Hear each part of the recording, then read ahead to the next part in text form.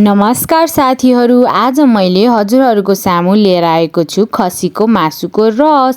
यो निकै नै स्वादिलो र सरल ढङ्गले बनाउन सकिने खसीको मासुको रसमा हामीले मजाले भाँडा तातेपछि तोरीको तेललाई राखेर मजाले तातेपछि ज्वानो, जिरा, मेथी आफ्नो अनुसारले राखेर मजाले खर्याउनु होला। त्यसपछि हामी यसमा खसीको मासुलाई राखौँ।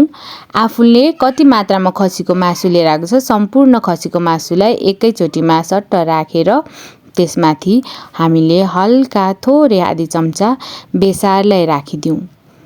त्यसपछि सबैलाई राम्रोसँग मिक्स गरौँ। यसरी मिक्स गरेपछि खसीको मासुलाई राम्रोसँग हामीले भुट्दै जानुपर्छ। यसरी भुट्दै गएपछि बिस्तारै खसीको मासुमा हेर्नुस् त फिँजहरू निस्किन थाल्दछन्। यसरी फिँज निस्केपछि हामीले तेजपातलाई राखिदिउँ। तेजपातलाई राखेर पनि मजाले हामीले भुटेर रातो रातो रङ आएर मजाले फिँज आउन थालिसकेपछि अब हामी यसमा एड गर्छौँ फाइनली चप गरेको प्याज। प्याजलाई मजाले राखेर भुटेपछि हामीले यसमा मिठो हरक महसुस गर्न सक्दछौँ। प्याजलाई मजाले भुटिसकेपछि अब हामी यसमा एड गर्छौँ अदुवा लसुनको पेस्ट। अदुवा लसुनको पेस्ट चाहिँ मेरो घरमा सकिरहेको थियो, त्यसले गर्दा मैले चाहिँ फ्रोजन बनाएर क्युब्स बनाएर राखेको अदुवा लसुनको पेस्टलाई नै राखेको छु। साथीहरू, हजुरहरूले चाहिँ आफ्नो हिसाबले राख्नु होला। हेर्नुस् त भाँडामा अलिअलि अदुवा लसुन प्याज हाल्दै गएपछि भाँडामा अलिअलि टाँसिँदै जान्छ। यतिखेर चाहिँ हजुरले आफ्नो ग्यासको फ्लेमलाई हल्का सानो बनाउन सक्नुहुन्छ।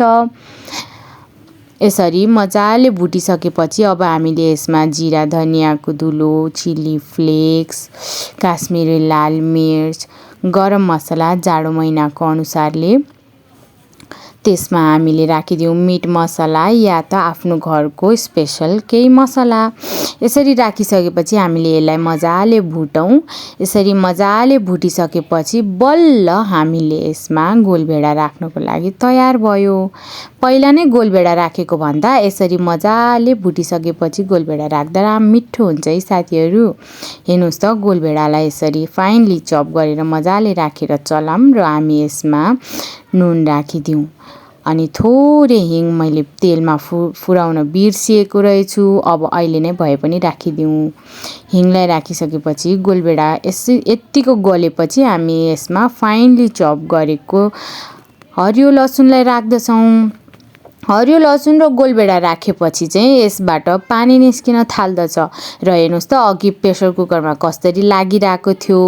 फ्लेमलाई सानो बनाएर गोलभेडा र लसुनको पानी निस्किन थालेपछि हेर्नुहोस् त प्रेसर कुकरमा सबै छुटेको छ मसलाहरू।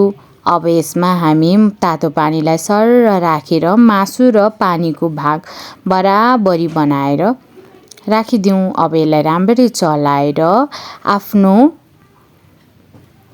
अनुसारले सिटी लगाउनुहोस्। अब यो अहिले नै पाकिसकेको छ साथीहरू, कतिको गलाएर खान चाहनुहुन्छ त्यही अनुसारले सिटी लगाउनुहोस्।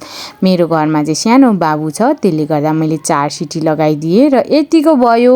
हेर्नुहोस् त कस्तो मिठो टेम्पटिङ देखिरहेछ।